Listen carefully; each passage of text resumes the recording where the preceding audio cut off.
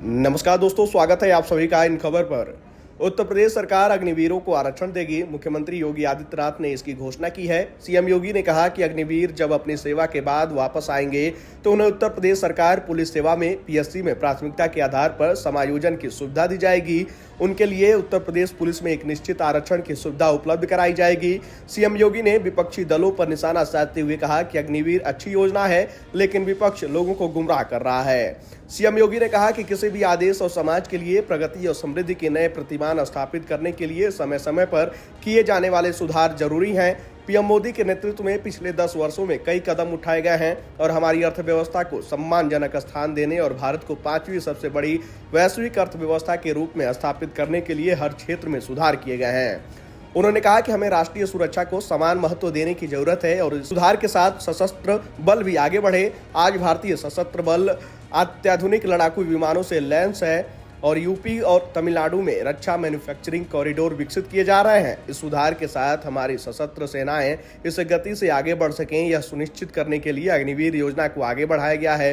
युवाओं के मन में उत्साह है। अग्निपथ योजना के तहत 10 लाख अग्निवीर अपनी सेवाएं देने के लिए आगे बढ़ रहे हैं। वहीं योगी आदित्यनाथ ने विपक्ष पर निशाना साधते हुए कहा कि सुधार, प्रगति और समृद्धि से जुड़ी हर चीज में बाधा डालना विपक्ष का काम है। वे लगातार ऐसा करते हैं। विपक्ष ने इस मामले पर लोगों को गुमराह करने की कोशिश की है। मुझे लगता है कि हमें राष्ट्रीय सुरक्षा को सर्वोच्च मानते हुए सशस्त्र बल सुधार पर आगे बढ़ना चाहिए। जरा अभी सुनिए कि सीएम योगी ने क्या कुछ कहा। किसी भी देश और समाज के लिए प्रगति और समृद्धि के नित नए प्रतिमान स्थापित करने के लिए समय समय पर होने वाला रिफॉर्म अत्यंत महत्वपूर्ण होता है। लगातार हर एक फील्ड में पिछले 10 वर्ष के अंदर बेहतरीन रिफॉर्म करके भारत की अर्थव्यवस्था को एक सम्मानजनक स्थिति में पहुंचाने और दुनिया की 5वीं बड़ी अर्थव्यवस्था के रूप में भारत को स्थापित करने के लिए प्रधानमंत्री मोदी जी के नेतृत्व में काफी कदम उठाए गए, रिफॉर्म किए गए। स्वाभाविक रूप से एक तरफ हम समृद्धि के नित नए सोपान छुए, दूसरी तरफ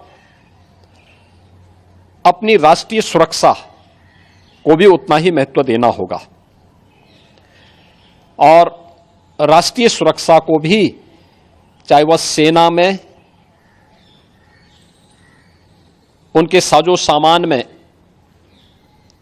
आत्मनिर्भरता के लक्ष्य को प्राप्त करने का कार्य हो या फिर सेना के आधुनिकीकरण से जुड़े हुए एक त्वरित निर्णय लेने की गति को आगे बढ़ाने का। सेना भी इस रिफॉर्म के साथ आगे बढ़ी है। आज अत्याधुनिक फाइटर विमान भारत की सेना के पास हैं। Defence manufacturing corridor Uttar Pradesh और तमिलनाडु में विकसित हो रहा है। उत्तर प्रदेश में ही हमारे डिफेंस कॉरिडोर में 6 नोड में हजारों करोड़ रुपए का निवेश आया है। भारत डायनामिक्स लिमिटेड का कार्य हो या फिर ब्रह्मोस मिसाइल बनाने की प्रगति, बहुत सारी ऐसी चीजें हैं जिसमें आज भारत ने एक लंबी छलांग लगाई है। तो सुना आपने कि सीएम योगी ने क्या कुछ कहा है। हाल ही में केंद्रीय गृह मंत्रालय ने पूर्व अग्निवीरों के लिए केंद्रीय अर्धसैनिक बलों में 10% पद आरक्षित करने का फैसला किया था। हालांकि विपक्ष इसे लेकर हमलावर है। विपक्ष के कई नेताओं का कहना है कि अगर हमारी सरकार आएगी तो हम इस योजना को 24 घंटे के अंदर बंद कर देंगे। केंद्र सरकार ने केंद्रीय सशस्त्र बल और असम राइफल्स में 10% पूर्व अग्निवीरों को आरक्षण देने की घोषणा की है। इसके तहत पूर्व अग्निवीरों को कांस्टेबल और राइफलमैन के पद पर एज की लिमिट और फिजिकल टेस्ट में छूट मिलेगी।